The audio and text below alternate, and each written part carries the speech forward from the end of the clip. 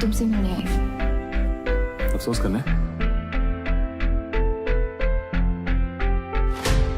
मैं जब भी कहूंगी आई लव यू कहूंगी, आई लव यू के सिवा कुछ नहीं कहूंगी। इतनी हेल्प की मेरी। मैं नहीं आऊंगा। कहा जाता है कि अगर मेहनत सही से हो और खुद पर भरोसा हो तो दुनिया में ऐसी कोई भी चीज नहीं है जिसे हम हासिल नहीं कर सकते। इसका जीता जाता उदाहरण है आज की मशहूर सिंगर नेहा कक्कड़, जिन्हें एक टाइम पर उनके माता पिता घर के कमजोर फाइनेंशियल स्टेट की वजह से पैदा भी नहीं करना चाहते थे, जो कभी अपनी फैमिली की मदद करने के लिए जगरातों में गाना गाया करती थी और जिनके पापा एक बार समोसे का ठेला लगाते थे। कैसे नेहा कक्कड़ बनी इतनी बड़ी सुपरस्टार और क्या था उनकी सक्सेस का राज? बचपन से ही म्यूजिक और डांस में नेहा को काफी दिलचस्पी थी। नेहा का बचपन किसी भी आम मिडिल क्लास बच्चे के बचपन से कुछ ज्यादा ही मुश्किलों से भरा था। नेहा का जन्म 1988 में ऋषिकेश में हुआ था। नेहा के अलावा उनके 2 और भाई बहन हैं, बड़ी बहन सोनू कक्कड़ और छोटा भाई टोनी कक्कड़। नेहा के फादर उन्हीं के स्कूल के बाहर समोसा बेचा करते थे, जिसकी वजह से स्कूल में सोनू को उनके क्लासमेट्स चिढ़ाया भी करते थे। ये सारी बातें सुनकर नेहा ने ठान लिया कि उन्हें आगे चलकर कुछ बड़ा करना है। हम सबकी जिंदगी में कोई ना कोई ऐसा होता है जो हमें इंस्पायर करता है और हमेशा हमारा साथ देता है। नेहा की जिंदगी में वो इंस्पिरेशन बनी उनकी बड़ी बहन सोनू कक्कड़, जिन्होंने हर बार अपनी छोटी बहन का साथ दिया और उसे मोटिवेट किया। अपने फादर की हेल्प करने के लिए नेहा ने 4 साल की उम्र से ही धार्मिक आयोजनों और माता के जगरातों में लाइव परफॉर्मेंस देनी शुरू कर दी थी। इसमें उनका साथ उनकी बड़ी बहन सोनू भी निभाती थी।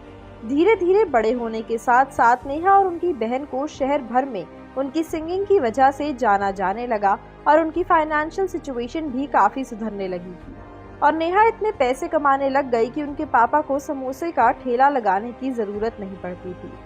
बाद में नेहा अपनी फैमिली के साथ दिल्ली शिफ्ट हो गई ताकि वहां उन्हें जगराते और लाइव परफॉर्मेंस के लिए ज्यादा अपॉर्चुनिटीज मिल सके। दिल्ली में रहते हुए नेहा कक्कड़ ने अपनी पढ़ाई और अपना करियर दोनों को मैनेज किया। तभी सोनू कक्कड़ को बॉलीवुड में उनका पहला गाना बाबूजी जरा धीरे चलो गाना गाने का चांस मिला, जो कि सुपर हिट हुआ।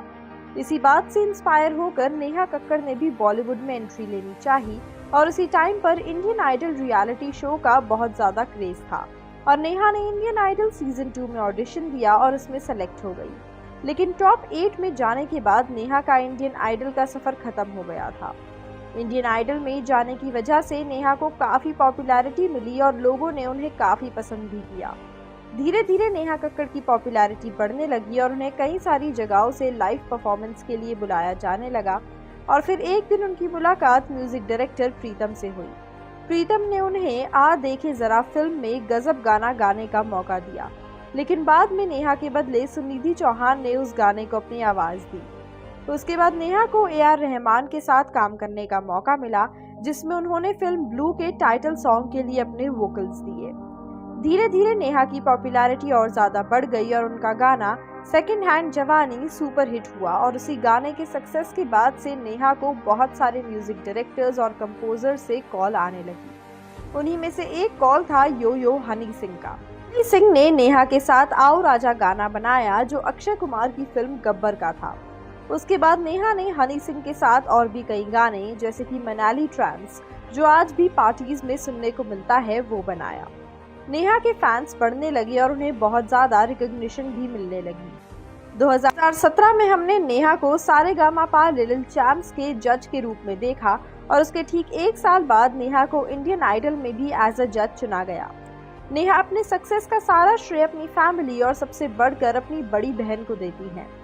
नेहा आज की डेट में बॉलीवुड की one of the highest paid singers है और उनका हर गाना आते ही सुपर हिट हो जाता है। आशिकी 3 में हमें नेहा कक्कड़ की स्टोरी जैसे ही एक सिंगर की स्टोरी दिखाई जा सकती है। तो आपको क्या लगता है, कैसी होगी आशिकी 3 की कहानी? Let us know in the comment section.